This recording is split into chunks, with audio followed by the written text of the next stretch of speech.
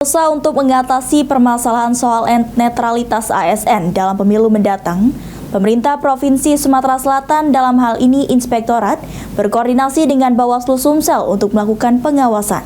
Sampai hari ini dikemukakan oleh PJ Gubernur Sumsel pihaknya belum menerima laporan soal permasalahan netralitas ASN.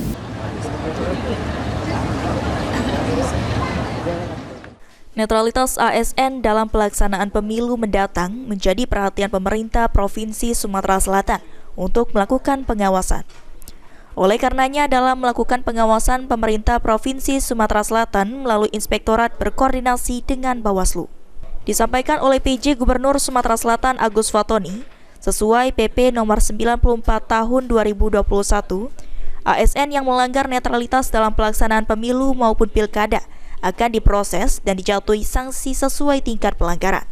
Sejauh ini menurut Agus, di lingkungan pemerintah Provinsi Sumatera Selatan, pihaknya belum menemukan laporan soal ASN yang melanggar aturan netralitas. Peraturan tentang disiplin pegawai PP 94 di situ sudah mengatur bahwa yang melanggar netralitas akan diproses, akan dijatuhi sanksi. Tentu sanksinya sesuai dengan tingkat pelanggarannya.